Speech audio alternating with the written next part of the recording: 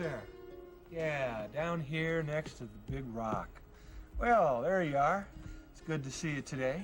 And I'm joining you today to talk about a subject that lots of people talk about all the time. It's called relationships. Relationships that we're going to talk about on the film today is going to be relationships to ourselves, relationships to our mate and our children, and also relationships to God, probably the most fun one of them all. Relationships, I guess, are something that has plagued man from the beginning of time. We tried to figure out our relationship with nature. That's why we're doing this here in this beautiful, beautiful woods. Relationship with this thing called nature, how it works with us. We're part of nature. How does nature and us grow? Also relationships with our mates. Relationships with our mates, also with our children. Whoa, that's kind of a unique one, and we're going to cover that well also. We're going to be covering these points of view from something totally different. Instead of it being male or female or man or woman or right or wrong or who's at blame, we're going to come to it from another point of view. We're going to come to it from a point of view which is more of a understanding within here, not right or wrong or blame, or what role each one of us plays in this gigantic scheme out here called life. But basically how we put ourselves together with everything that there is. It's sort of like when we think of the term relationship, sometimes we think too narrow. We just think in terms of people. And we forget about our relationship to this gigantic mass. I mean, this is like heaven as far as it goes. This relationship that we have with people that are made by God, and the world that we live on, which is made by God, and ourself, which is made by God, an understanding of how this really works in terms of knowing is where we're at. So let's get started with this. Let's take ourselves first. We work our entire life on a relationship with ourselves. And sometimes we don't know if we have a good relationship or not. We can agree with ourselves a lot of time, but did you ever hear yourself start to disagree with yourself? You'd never tell that to anybody else, but you're disagreeing inside with yourself. It's like, well, what part of me is right? Which part of me isn't correct? And we get into this right and wrong stuff. Right and wrong really has no value in terms of relationships. That has something to do with other things. Relationships has to do with present time, how you respond to what God has put in front of you in this split second. That's the relationship that we're going to deal with today. When we look at ourselves and we want to understand the relationship that we have with ourselves, I had to take a close look at myself. Now, when I was going through all of this, and we'll use me as an example because we've all got to get this relationship figured out somewhere. So pick yourself. It's the easiest one to figure out. For me, I hung out like everybody else. You go to school and you go to college because this is the thing you think you're supposed to do. So you learn relationships with people, with subjects, and you start to figure out who you are. Believe it or not, you don't really know who you are until you've put quite a few years in on this particular planet. And high school and college don't necessarily qualify for a lot of experience. After I did the schooling, I put in 10 more years. I worked, because that was the thing you were supposed to do. You were supposed to go out and be responsible, make a living, do the things that are required of people. And so I went out and I worked 10 years. I built more relationships. I built relationships with jobs. I built relationships with my supervisors and business people who run them. And I built relationships with the things that I did. I looked at all of that and wasn't quite happy with all of that. Searching for more, because everything that dealt with relationships seemed to be kind of superficial. So I kept searching around. And then I went into the woods. I went into the woods and I lived in the woods off and on for about 8 years. Off and on means sometimes after 6 to 8 months of not seeing another human being, you went into town just to see how you were doing. Talk to somebody, see if you could still be recognized like as a human being. The relationship that I found when I lived in the woods for these 8 years it's kind of a unique thing, because it's the relationship that we all would like to have with ourselves. In the everyday world, we've got to work, we've got to find a mate, then once we find a mate, we're going to work with the mate. Then we have children, so we've got more responsibility going. And most of us never really got a chance to find out who we were. We were too busy being who everybody else wanted us to be. You see, in our relationship with ourselves, we discovered that we made other people happy first and made ourselves happy after we tried to make everyone else happy. A very unusual form of relationship. If you have 20 friends, you'll notice that when you go to explain something to one of these friends, all 20 of them, you'll find that as you talk to each one of them, you approach the subject that you wish to talk about in a unique way, in the way they want you to.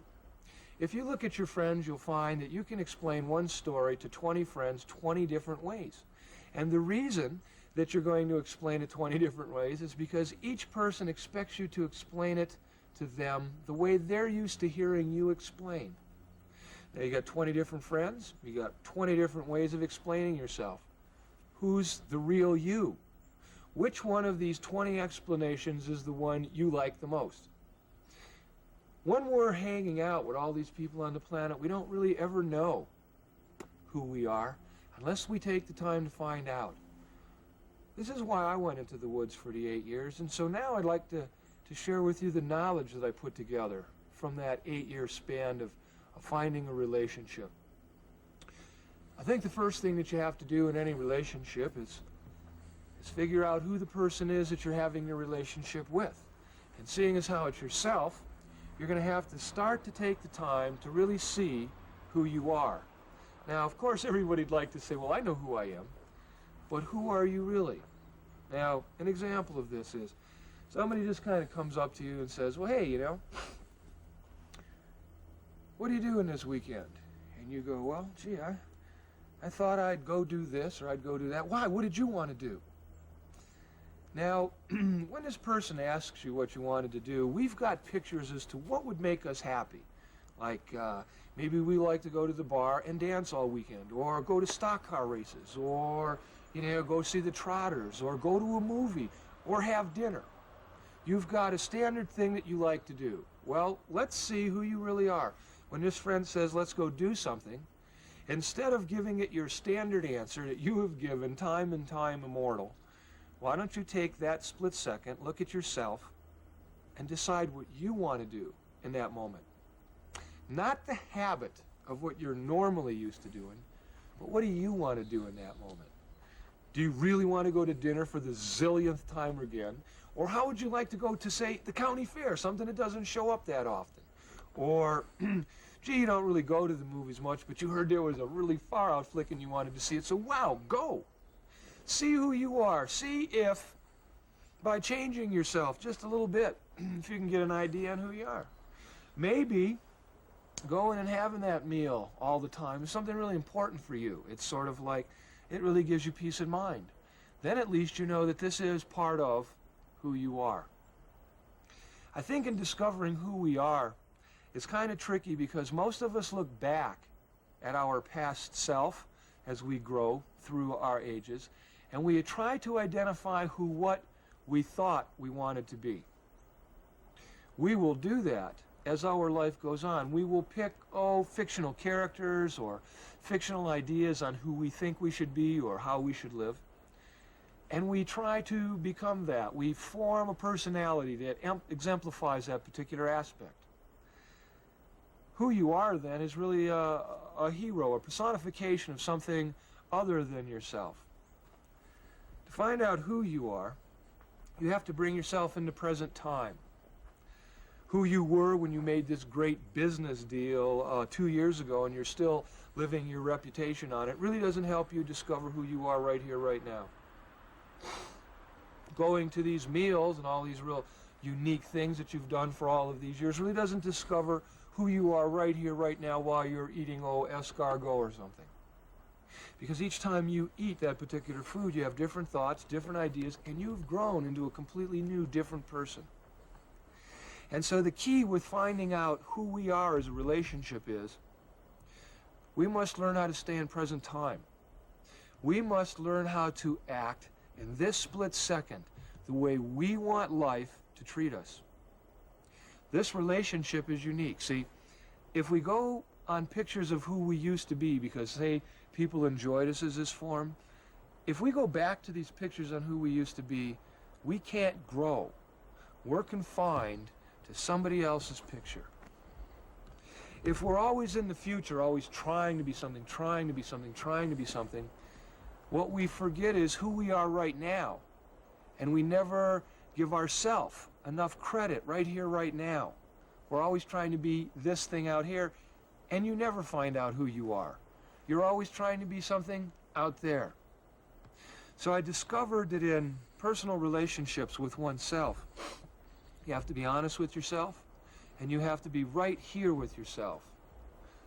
Being the person in the past, being the person who you liked being in the 20s, or being the person who you liked to be when you were in your 30s, or being the nice guy who you thought you were when you was in your 40s, is trying to relive something that isn't you. Your relationship with you must continue to grow, and it must continue to grow in such a way that you know who you are right here, right now. Not yesterday, not the person like weeks ago or months ago or years ago, but right here, right now. And the reason is, when we learn who we are right here, right now, we have the capacity to constantly expand our awareness. If we become this personification of who we were when we were a football star or a cheerleader or any of the other facets that you can fit into this particular example, by trying to be those things, we've closed our scope. We've closed who we can become. We've closed down all of the existence that is around us and started to live in this little tiny confined space. Is this who you want to be? Is this the relationship you want? Something that is out of date and outmoded. In the future, if we get into the future too much, then we're living on things that we very rarely accomplish. I mean, when was the last time you ever planned anything and it went exactly as you planned it? Get my picture. Now, if you're always in the future, you're always in a dream. You don't know who you are. You don't have time to do anything. You're just in the future. You have no time to see who you are. You're always trying to do something beyond, and you never appreciate who you are. To learn who you are is most important. To learn how to appreciate that is a key. Now, when you're in present time, being in present time is an outstanding scenario because you don't have time to think back on who you used to be. You don't have time to wonder who you want to be. What you have to do is you have to be here. You know, you got to be here. It's like these rocks. You know, you've got to be here. They are not moving. They're not thinking about, I wonder what it's going to be like in 2012. They're holding themselves up right here, right now, because this is who they are. These are not a rock that was formed from a volcano X amount of, thousands of years ago. This is a rock that is right here, right now, holding this up. Its relationship to you is designed to be here in this split second, not in 100,000 years from now, or 10 years from now, or 1 second from now. They're designed to be here right now, the instant my eye catches it, because this is how this goes. Now, our relationship with nature. A relationship with nature, because it deals with our relationship with ourselves, is very unique in the way that, in terms of nature, we're walking this path here, and we've walked pretty well through the beautiful woods. Now, as I walk, every split second is happening, okay? Nature knows who I am and how I'm doing. And nature has decided that this particular video is going to be a good one. Everything is moving smoothly, the lighting is right, the trees did the great makeup job. The trails, perfect makeup job. I'm not tripping, I'm not falling, I'm not twisting my ankle. Now, the trail knows who I am, and the trail is going to give to me what is best deserving of me in this moment. If I should be tripping and falling, let's just say because I've been complaining or irritated or judging, the trail's going to judge me just like I've been judging. I'm not into judgment. I'm into being here, right now, and dealing with realities, and I don't really deal with judgment.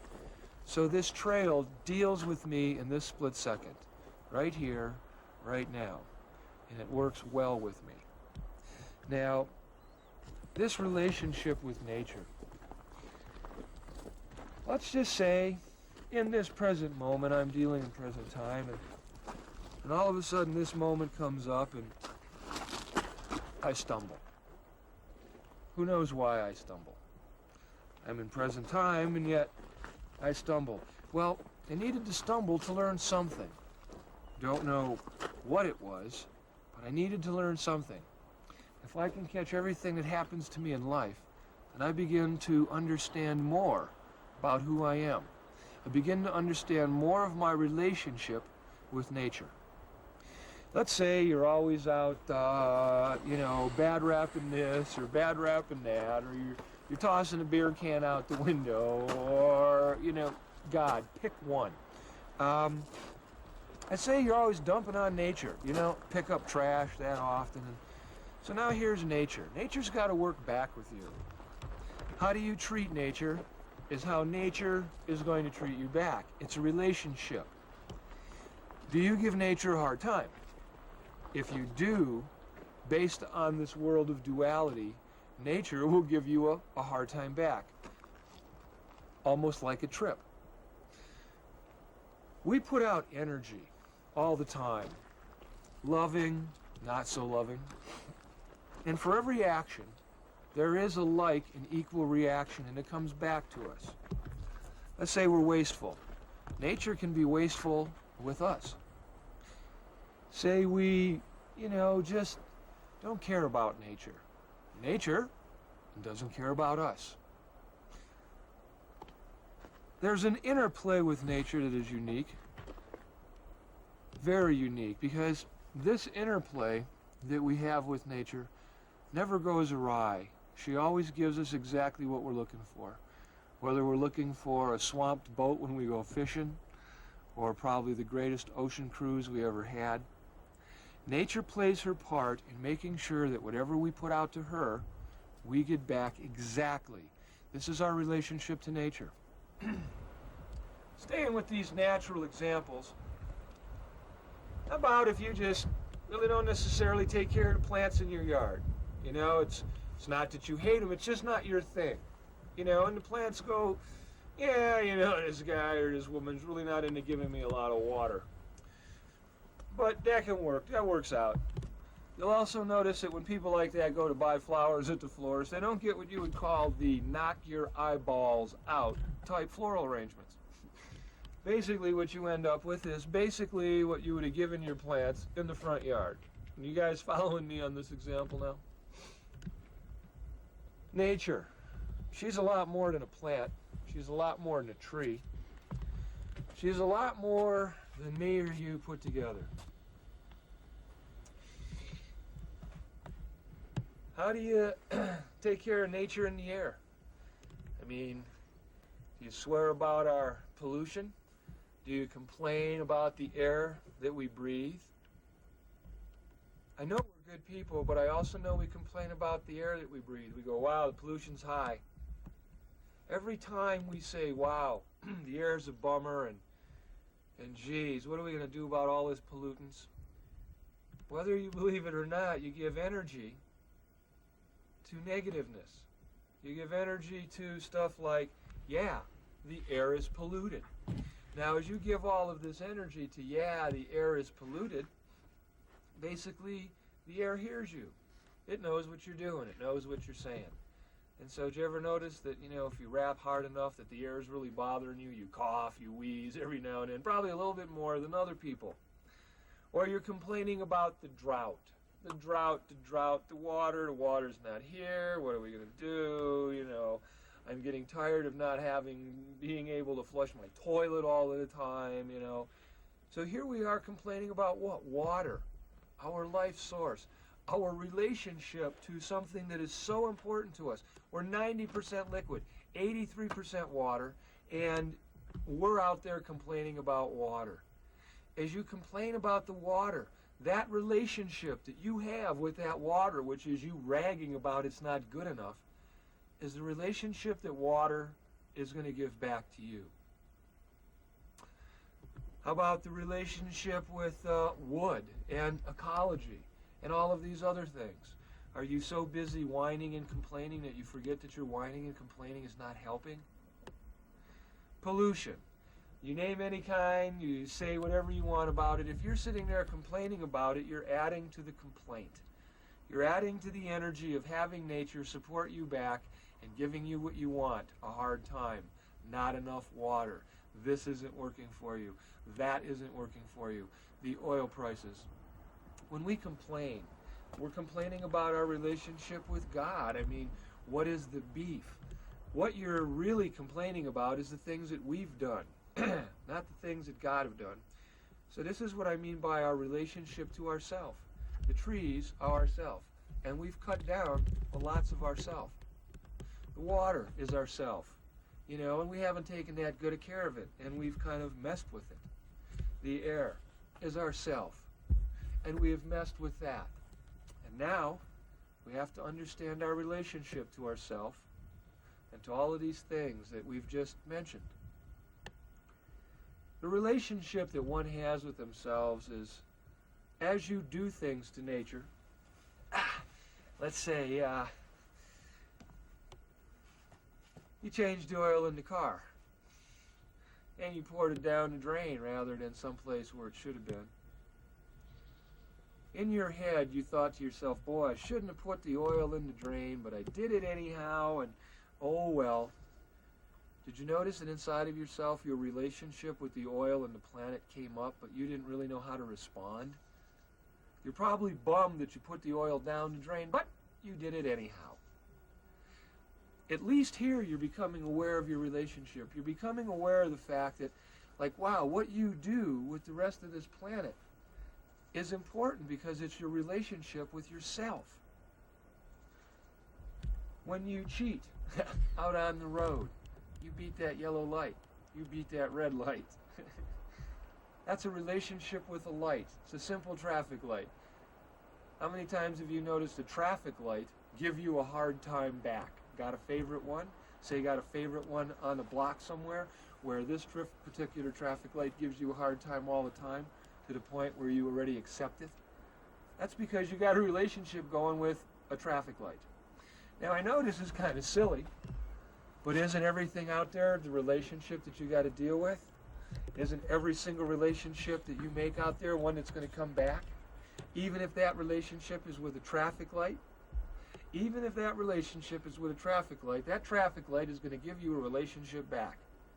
You have to understand that everything that you do is a relationship with something else. And that during that example or during that thing that you do with something, you're creating a relationship. Now, what kind of a relationship do you want with it? Probably the same kind that you would want with yourself. Would you pour oil in your shoe? Probably not. But you'd pour oil down the drain. Either way, you'd be bummed out. So you've got to figure out your relationship to yourself. Would I pour the oil in the drain? That'd be like pouring it in my shoe. Would I really pour it in my shoe? No. I'd probably take the time and honor myself and this beautiful place, and I'd put it where it needs to be. When I do that, I notice that inside of me there's a little smile. Did you ever do something nice for a friend? Nothing that they asked for, you just did something nice for them, you know? Hey, you bought them a donut. You took them to supper. You get a good feeling out of that, right? Because you did something special for somebody else. Pouring the oil not in your shoe or down the drain, but in a proper place. You're going to smile too because you notice you did it for yourself. And you're going to notice that this new way of doing things is different than the old way. And you're going to find that as you start paying more attention to yourself and your relationship that happens in every second, you're going to start to realize that your life is going to start to become better.